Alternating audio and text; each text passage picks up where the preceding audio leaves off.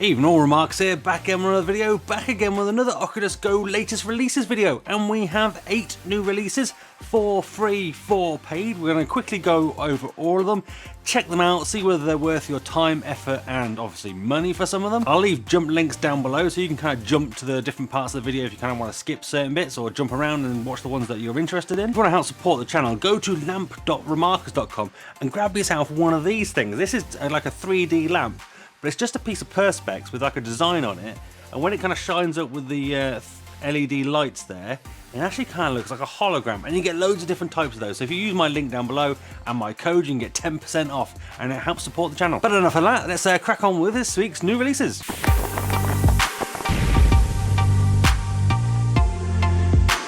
First up this week, we've got Trinity 360, which is a 360-degree pilot episode of a TV series. From what I can gather. I guess they're going to kind of see how well this gets picked up, and they'll kind of do more of it. But you can kind of see it's meant to be kind of post-apocalyptic. All humans have been wiped out. We've left behind sort of cyborgs and robots and all that sort of stuff, and they're fighting amongst themselves, doing various stuff. And it kind of seems like some sort of AI takes over your body, and you are that AI or something, or it takes an interest in you. I'll be honest, the whole kind of premise and story seems a bit sort of convoluted a little bit. It's a bit sort of, I don't know whether the kind of full episodes will be better, but you get about 5-6 minutes worth of trailer pilot episode. Is it worth your £1.50 or your $2, €2? I would say no. It's not in 3D. The quality's okay. The production value is quite good, but I don't know. I'm not getting a lot of thing out of this. I kind of feel like this being a pilot probably should be free, but I guess they're kind of trying to see whether there's money to be made from this before investing more into it. So part of me wants to say yes, thumbs up, but part of me wants to say meh, maybe. So take that as you will. Next up, we have Vertors, which from what I can gather, if you go to vertors.com, it's like a 360-degree sort of platform. So if you have a business or something to share, you can go on there, upload your content, create these kind of, I guess, in-app mini apps of your experiences. And the ones that you get kind of for free, it uses gaze controls, and you do pull the trigger to kind of select. There's a few in here already. I'm not sure how it works when you add your own stuff, because you need to sign up for it and set it all up. Let's turn it down just a tad. But even just downloading it for these free things is quite good. So this is on a boat in 360 3D. The quality is decent. I do like a bit of 3D. This works quite well. If we press back, we can go into a few others. This one's quite good as well. So this is like some sort of, I don't know what it is, Roman villas or something like that, but it's like 3D generated, computer generated kind of environments, and you can kind of look on the different points to kind of teleport yourself around to get different views, see different things, and it's quite nice. So, I mean, just from a point of view of a free app, and there's just like a few things in here, it actually gets a thumbs up and it's worth checking out. If it becomes useful to you as an actual tool and you need something like this, I would suggest checking out their website for more information. But it kind of looks like an interesting platform as well. You did have to download all the different things that you wanted to view, and it did seem to take a little while to do it. But once you've actually got it downloaded, the quality is actually pretty good. So yeah, I mean, thumbs up for being free and interesting to check out, and I'll be looking into it a bit more from a personal point of view for sharing 360 content. Next up, we have Battle Killer Stuka VR, and this looked quite fun and interesting when I first kind of booted it up, expecting some sort of cool World War II fighter plane sim. Spoiler alert, it's not. Well, it is, but it's not very good. It's pretty poor. So it's clearly not originally in English. Some of the sort of stuff is a bit weird text-wise. Doesn't really make sense, poor English. But, you know, we'll give it that, because, you know, at the end of the day, they're getting something onto our platform here for us to enjoy. It is $4 or $5, £4. So it is kind of on the pricier side. I'm going to choose this black plane. That's all the real difference is.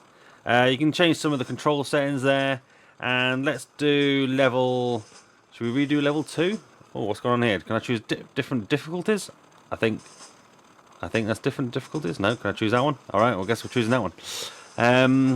So we've got to blow some things up. So you get your plane, you tilt your controller to fly it, you can touch your control pad to flick between views. So you can click it, swipe it, no, swipe it, yeah, click it, and then you get like a actual plane view, which looks okay. It's all in 3D. Be careful if you click that last one, because that takes you back to the main menu, and I can't go on, switch, no. Yeah, that one. I want to go back outside the plane. Right, there we go. So now we need to shoot the plane. So we need to sort of duck down. We need to literally kind of turn the controller like pointing down to go down. I'm going to need to swing around. It's very uninteresting. There's no other controls other than literally just kind of autopilot flying straight forward. You can't speed yourself up or slow yourself down. You can kind of spin around. There's no comfort settings. The idea is to kind of shoot these ships and other planes and all sorts. I'm going to need to kind of turn it right down like that. Shoot, shoot, shoot, shoot, shoot, shoot, shoot, shoot, shoot. Oh no, keep going down. Where are you going? You don't need to worry about bashing into things because you go straight through them. So just kind of keep flying. You do have, or do you have a health bar? That's not a health bar on the left, is it? Oh no, yeah, got 71%, is that? Is that my health bar? I don't know if I'm being shot or not. You do have a mini map at the top right corner. I'm going like right angles there, so like, shoot! Mission completed. Now you got to go back to the ship. Now this is the funniest bit. You've now got to go back and land on the ship that you took off from. So we'll head back over here. It may take me half an hour to get back to my ship. Actually, it's not that far away.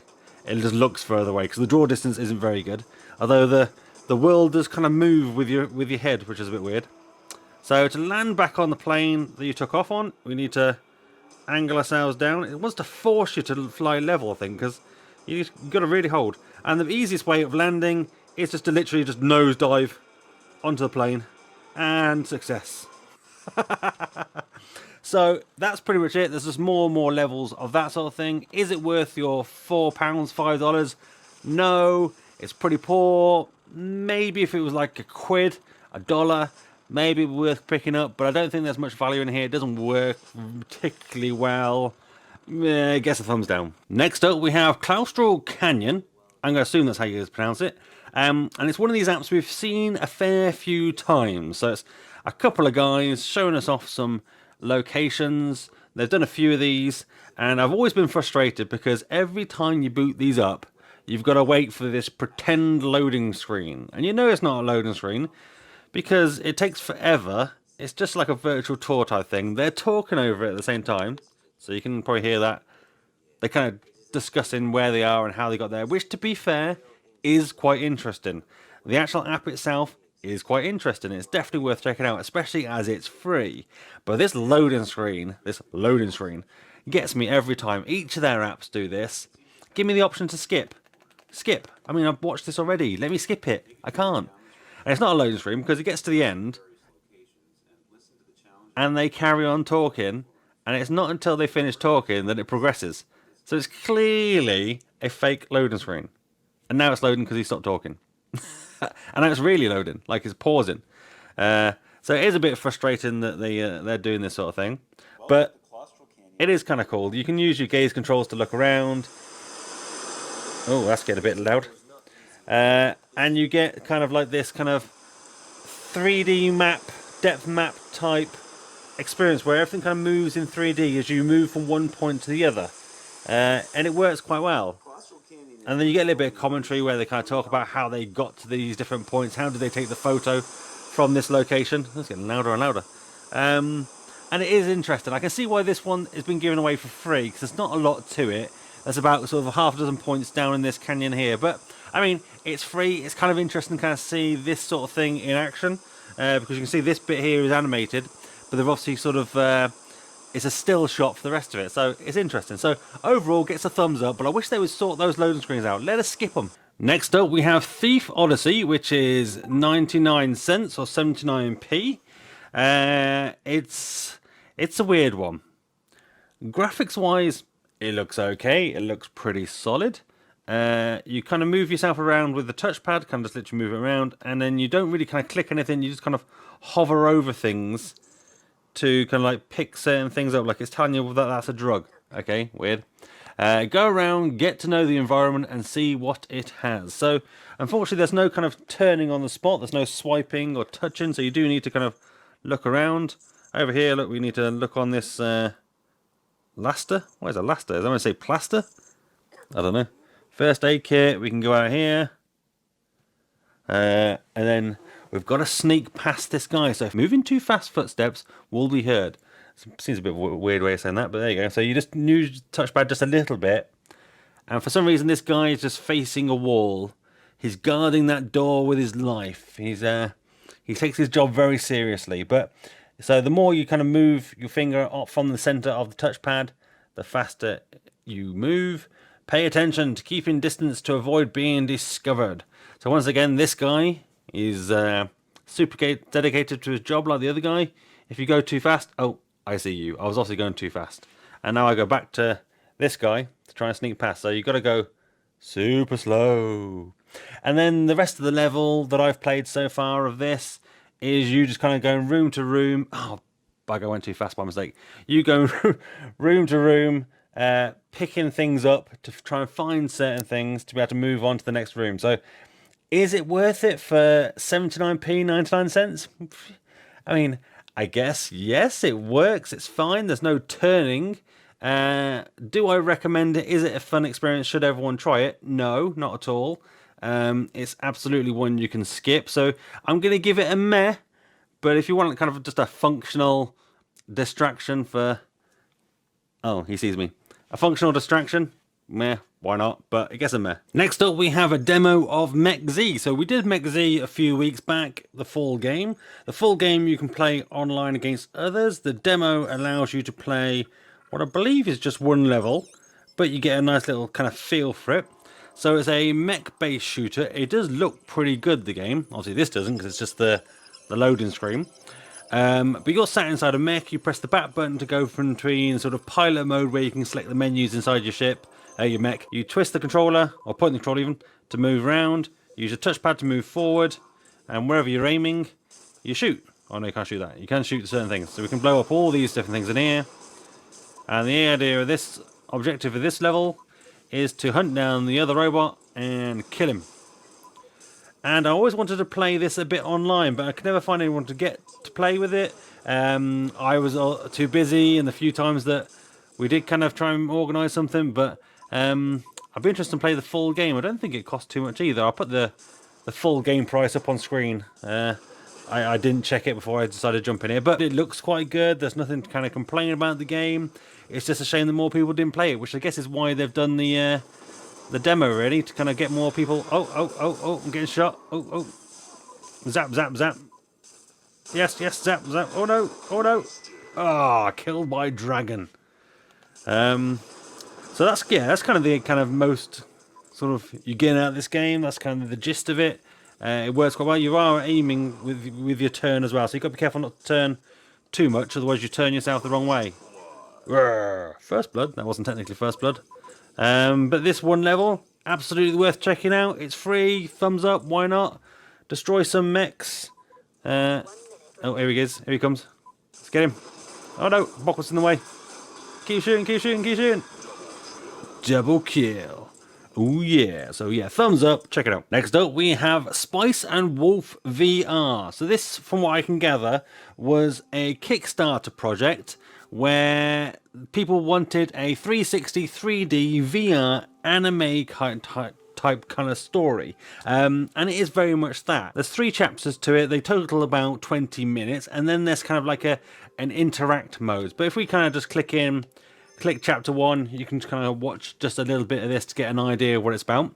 It's all sort of like in-game kind of graphics, so it's not sort of pre-rendered or anything like that. It seems to be kind of doing it on the fly. It looks okay. It looks quite nice. The animation is really nice, but what I would say is it's very pixelated in places. Like at the moment on the floor, it looks like it's alive. There's so much going on. But it's all in, I assume, Japanese. Should we turn this up a little bit? There we go. And you can hear it is spatial audio, so I can hear it coming over from the left. And they're coming, they're coming. So essentially you take the role of a guy, this guy carrying the bag here, and his little fox friend just talks to you for 20 minutes, being stroppy and weird. And yeah, so as you can see, the animation is quite nice. The tail, everything's going on. The voice acting seems okay, quite nice. What I would say is it is subtitled, and there is subtitles sort of in 3D space in front of you. But when she gets too close, the subtitles go into her. The subtitles follow your vision, but if you're looking at her and she's too close, they go into her. So that's a bit of a flaw. It's cute enough, it's okay. It's maybe a little bit weird because there is a other mode, which is called the interact mode. Shall we boot up the interact mode and show you what this is about? What I forgot to say is this is £19 or $25, 25 euros. Wow. So this is really expensive for what it is. So you get 20 minutes worth of video, and it's just literally you sat in that barn in 3 different times a day. Not worth it. And then you get this mode where you get to kind of interact with the little fox girl, doing different things to do things. You've got to kind of like look at things and stare at them, and she goes, "Oh, bread, I like bread. Oh, let's go get some bread." Yeah, so yeah, I mean, I think in the Rift version you can actually use your hands and reach out and touch her, which is weird. But I can imagine there are some people out there who would love this game. But I don't believe you can touch or anything like that in the Go version. It's maybe a limited version, but there are different things you can look at and interact with. There says something here about a holo reward. I'm not sure what that is. It's something else I need to kind of look at, but I can't figure it out.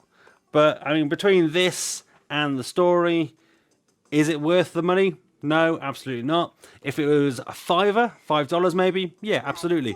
But as it is, it gets a big thumbs down because it's way overpriced. Unless you're kind of into this and this is your bag and you're so, you live for this, then maybe. But no, for everyone else, I would avoid it. I think from the sound of it, they charge people a certain price on Kickstarter for it, so maybe they've got to charge this price to make it worth it for people who buy the VR version, so they don't feel sort of cheated if they backed it, sort of thing. So it is expensive, it is overpriced, I don't recommend it, thumbs down. And last but not least, we have Nespresso Recycling Factory, which is essentially a 360-degree video inside a recycling factory for Nespresso pods. So there's little pods you get for certain coffee machines. This is like a 360-degree video in okay-ish quality. It's not great. It looks like they've used some sort of cheap consumer camera. I'd be interested to kind of know where are they using this? Are they taking this to places to show people? They developed this app to take to events to kind of explain how they recycle their little pods. I don't know. I'm not sure why they have this video. It's literally 6 different shots going through the whole process. So it's free, it doesn't cost anything. If you've got an espresso machine, you're kind of interested to see where your pots go, if you recycle them, that is, check it out. But everyone else, just avoid. But I'm going to give it a thumbs up because it's free, it doesn't hurt anyone, it works, and I'm sure it's got a function somewhere. There we go, there's 8 new releases this week, 4 paid, 4 free. Nothing kind of particularly stands out. That sort of Wolf and Spice one, massively overpriced. It's an interesting one that it's kind of come out, and I'm not sure who's going to buy it. I'd probably say for those sort of people, check out Tokyo Chronos if you kind of like that anime type thing, because that's got the same people behind it who do Sword Art Online, which if you haven't seen that anime on Netflix, go watch it now. It's got kind of like a VR twist to it. But the Spice and Wolf thing, Wolf and Spice, whatever it's called, yeah, I'd kind of avoid it. I mean, I don't think anything this week is particularly kind of must-have. It's a bit of a slow week, but 8 new titles. And we do know with the Oculus Go, if you go onto apps like YouTube, Veer or whatever, There's a ton of content out there, media content that we can consume, because the Go, in my opinion, is still the better media device than compared to the Oculus Quest. The Quest is absolutely the better gaming device, but for media, I find the Go much better, much lighter, much more relaxing to watch. And personally, I kind of find the screens a little bit better for media. The Go definitely still has its place as a media player, along with all the social apps that we've got that they don't even have on the Quest yet. So once again, check out the link down below if you fancy one of these cool 3D hologram type things, and let me know what you think about the new releases today. You're going to pick any of them up? You're going to buy any of them? Let me know in the comments down below. But if you found this video useful, give it a thumbs up. If not, give it a thumbs down. That's fine. I'm big enough and I'm big enough to take it. But do let me know in the comments down below why you didn't like it. I try and do better for next time. Become one of the Remarkables. Hit that subscribe button and that notification bell to be notified when I next upload a video. And that's me done. I'm out. Have a virtual high five.